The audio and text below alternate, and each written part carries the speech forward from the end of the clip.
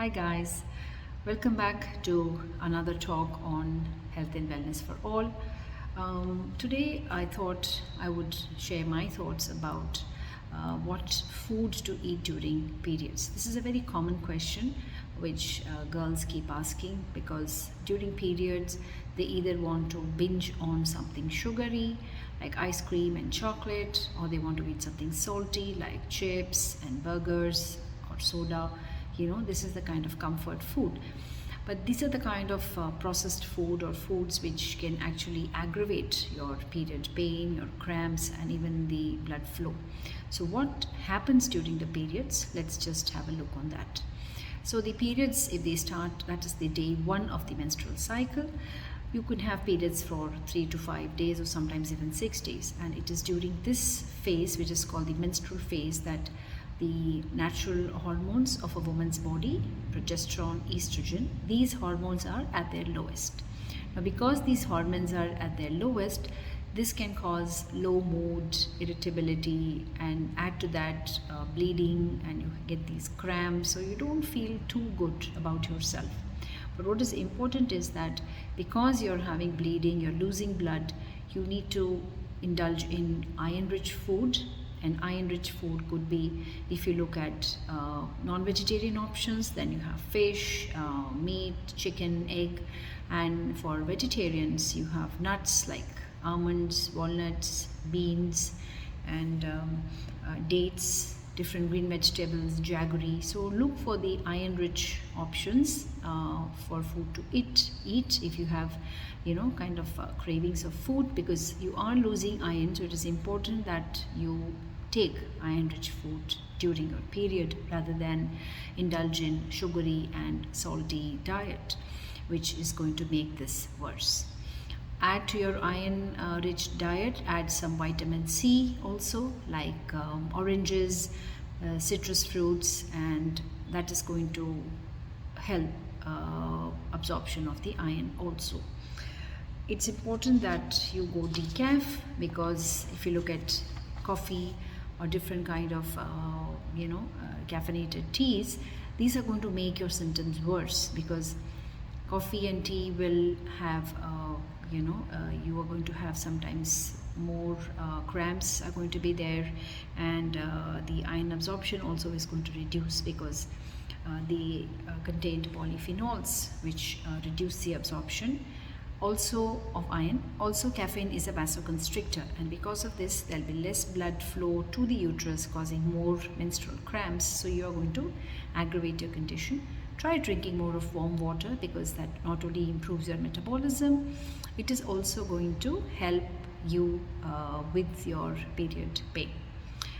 Try to get more of a plant-based or a vegan or a vegetarian diet, which is going to be also rich in fiber, and that helps in digestion. Also, it relieves any kind of constipation which some people face during periods.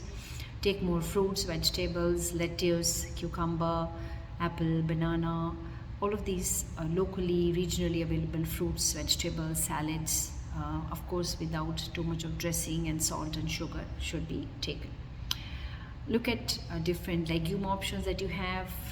Take in tofu, paneer, and other rich sources of protein. Exercise is also important during this time, because when you exercise, even though you don't want to do something very vigorous, when you exercise during your periods, could just be a simple 20-30 minutes walk, or some very simple yoga exercise for 30 to 40 minutes. The exercise reduces endorphins, and endorphins are the chemicals produced by our body naturally to reduce the pain. The second phase is the follicular phase, which is the time which is after the period and up to your ovulation. This is the time when you feel very energetic, you're high on energy.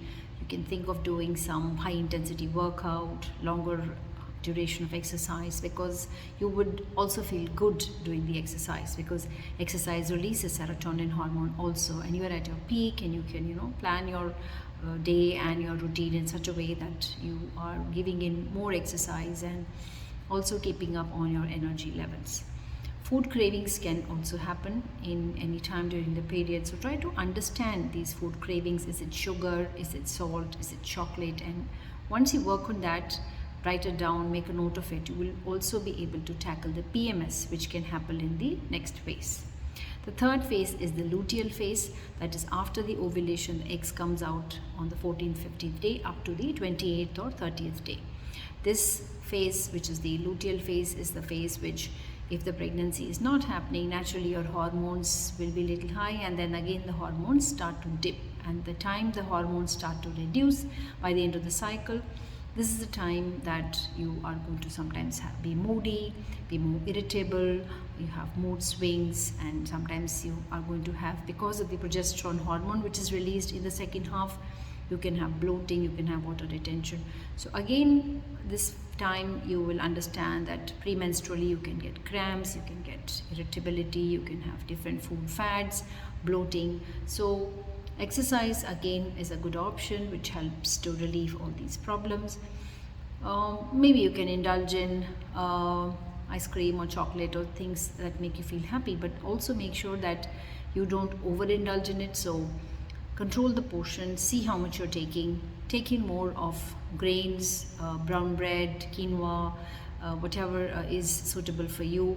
Take in more fiber, take in more vegetable, and try to avoid the different soda products, because that is going to make your PMS also worse, and after that when you start your menstruation, again that is going to worsen that situation. So include a lot of whole grain, include fruits, include vegetables, try to keep away from packaged processed stuff, because keep a diary for the next 3 months. So you will understand that if you give yourself a 3-month trial of if not zero sugar, less salt, less coffee, less tea, less soda diet, in 3 months time you will be able to, and more of a plant-based diet. If you're not able to totally go vegan, try to cut down on the meat products and be more plant-based, more fiber, because as you increase your intake of fiber, salads, lettuce, cucumber, carrots, so all of this fiber actually